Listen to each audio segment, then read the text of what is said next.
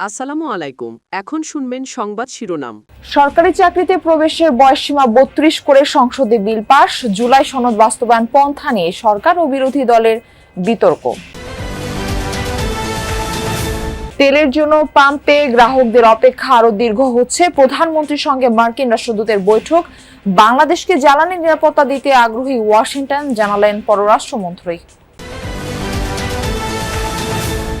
যমুনা টেলিভিশনের ১ যুগ বর্ষপূর্তিতে রাজনৈতিক দলসহ নানা শ্রেণী পেশার মানুষের অভিনন্দন, শুভেচ্ছা, কোটি প্রাণের আস্থা ভালোবাসা ধরে রাখার আশাবাদ। সংক্রমণের উচ্চ ঝুঁকিপূর্ণ ৩০ উপজেলায় আজ দ্বিতীয় দিনের মতো চলছে বিশেষ টিকাদান কর্মসূচি। হামের রেড জোন নাটোরে ৩ মাসে শতাধিক উপসর্গের রোগী চিহ্নিত। এতক্ষণ শুনছিলেন সংবাদ শিরোনাম, এবার বিস্তারিত। রবিবারের সংসদেও জুলাই সনদ বাস্তবায়ন পন্থা নিয়ে সরকার ও বিরোধী দলের বিতর্ক চলমান ছিল। জাতীয় সংসদে দেয়া বক্তব্যে স্বরাষ্ট্রমন্ত্রী সালাউদ্দিন আহমদ সংবিধানের মৌলিক আদর্শ নিয়ে সরকারি দলের অবস্থান তুলে ধরেন। সংসদ নেতা তারেক রহমানের পক্ষ থেকে বক্তব্য রাখছেন উল্লেখ করে সালাউদ্দিন আহমদ বলেন, ৭১-এর বিজয়ের সাথে অন্য কিছুর তুলনা চলে না, কিন্তু বিরোধী দল সংস্কারের নামে ৭১ এবং ২৪শে চেতনাকে সমান করার চেষ্টা করছে। জনগণের সরকার প্রতিষ্ঠিত হলে এই সংবিধান ছুঁড়ে ফেলা হবে। প্রয়াত বিএনপি চেয়ারপারসন বেগম খালেদা জিয়ার এমন বক্তব্যের ব্যাখ্যাও দেন তিনি। বলেন, তত্ত্বাবধায়ক সরকার ব্যবস্থা বাতিল সহ কাটা ছেঁড়া করে আওয়ামী লীগ সরকার সংবিধানের যে অবস্থা করেছিল, তেমন পরিস্থিতিতে বিএনপি চেয়ারপারসন সে বক্তব্য দিয়েছিলেন, কিন্তু এখন উচ্চ আদালত পঞ্চদশ সংশোধনীকে বাতিল করেছে, সংবিধানের পুরনো কাঠামোকে বহাল করেছে। এর আগে বিরোধী দলীয় নেতা ডাক্তার শফিকুর রহমান বলেন, সংবিধানের যেসব ধারা ফ্যাসিবাদের জন্ম দিয়েছিল সেগুলো উপড়ে ফেলে একটি নতুন বাংলাদেশ করতে হবে। জুলাই অভ্যুত্থান, ৯০-এর গণ আন্দোলন ও মুক্তিযুদ্ধকে অস্বীকার করার সুযোগ নেই। গণভোটের গণরায় বাস্তবায়নের দাবি জানান তিনি। এদিন সরকারি চাকরিতে প্রবেশের বয়সসীমা ৩২ করে বিল পাশ করা হয় সংসদে। যে প্রস্তাবটা এখানে আলোচিত হচ্ছে, এখনো আমরা জানতে পারলাম না অনুরূপ আরেকটা প্রস্তাব ৩০ তারিখ যেটা উত্থাপিত হয়েছিল মার্চ মাসের, সেটা আর কি হলো। সেটা যদি কোনো কিছু না হয়ে থাকে, তাহলে পেন্ডিং একটা বিষয়ে প্রস্তাব থাকা অবস্থায় আরেকটা মুলতবি প্রস্তাব আসতে পারে কিনা, আমি এই কার্যপ্রণালী বিধি পড়ে এটা বুঝতে পারি নাই। যেহেতু আমি নবীন সদস্য, আমাকে একটু বুঝিয়ে দিলে আমি খুশি হব। দেশনেত্রী বেগম খালেদা জিয়া কবরে প্রশান্তিতে শুয়ে আছেন। তিনি বলেছিলেন, আমি অনেকের সাথে কন্ট্রাডিক্ট করে বলছি, এই সংবিধান ছুঁড়ে ফেলে দেয়া হবে যদি জনগণের সরকার প্রতিষ্ঠা হয়। এটা একটা মেটাফোর। উনি বলেছিলেন এই সংবিধানের পঞ্চদশ সংশোধনীকেই উদ্দেশ্য করে যে এই সংশোধনী ছুঁড়ে ফেলে দেয়া হবে। জ্বালানি আমদানির ক্ষেত্রে বাংলাদেশের উপর কোনো দেশের বাধ্যবাধকতা নেই, এমনটা জানিয়েছেন পররাষ্ট্রমন্ত্রী খলিলুর রহমান। জানান, যুক্তরাষ্ট্রের সাথে বাংলাদেশের কোনো গোপন চুক্তি নেই, সাশ্রয়ী দামে সরকার যে কোনো উৎস থেকে তেল কিনতে পারবে।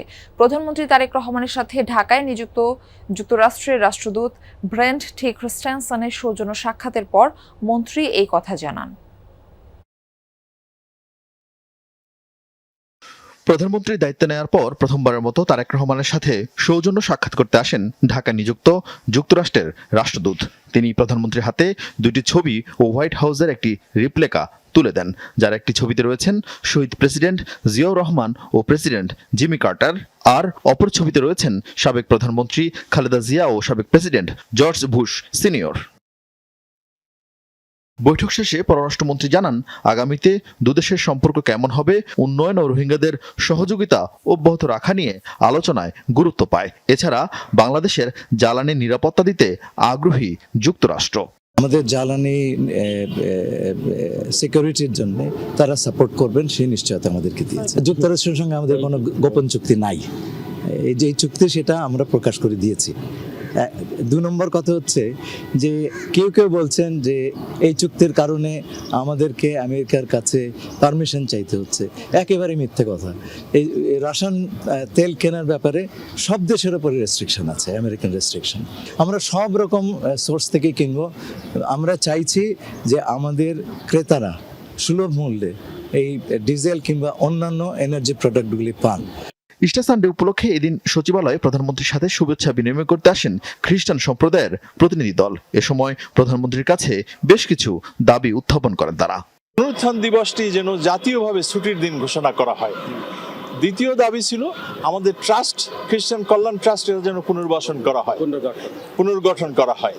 এই দুটি বিষয় গুরুত্ব ছিল এবং মত বিনিময় ছিল, এবং আমরা অত্যন্ত খুশি এবং একথা বলতে চাই মাননীয় প্রধানমন্ত্রী আমাদেরকে আশ্বস্ত করেছেন এবং তিনি আমাদের জন্য প্রয়োজনীয় যেটা করা দরকার সাধ্যের মধ্যে এটা করবেন। আরেকটি দাবি আমাদের ছিল সংরক্ষিত নারী আসনে যেন একজন খ্রিস্টান প্রতিষ্ঠানদের মধ্যে থেকে একজন নারীকে নির্বাচন করা হয়।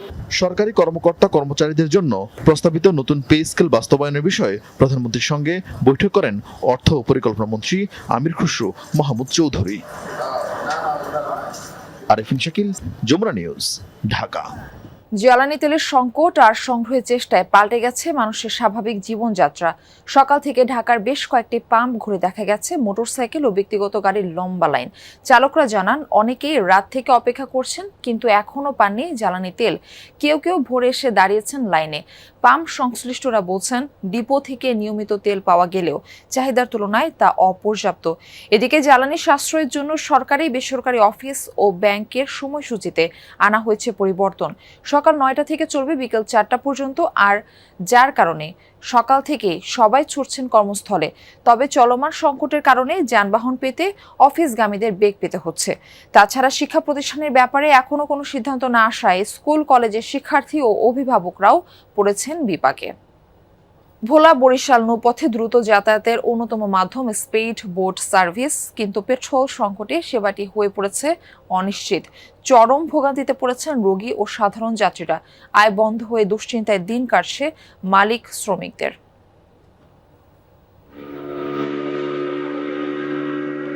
ভোলা বরিশাল নৌপথের যাতায়াতকে সহজ করতে 2004 সালে বেদুরিয়া লঞ্চঘাট থেকে চালু করা হয় স্পিডবোট সার্ভিস।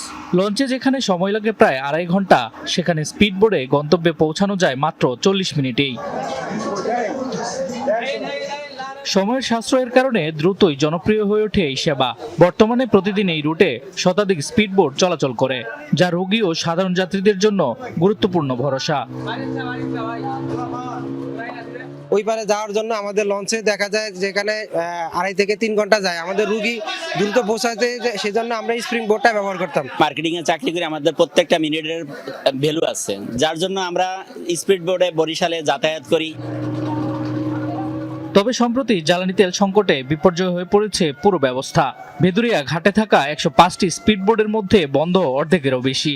ফলে ঘাটে এসে ঘন্টার পর ঘন্টা অপেক্ষা করেও বোট পাচ্ছেন না যাত্রীরা। সবচেয়ে বেশি দুর্ভোগে রোগী ও তাদের স্বজনরা।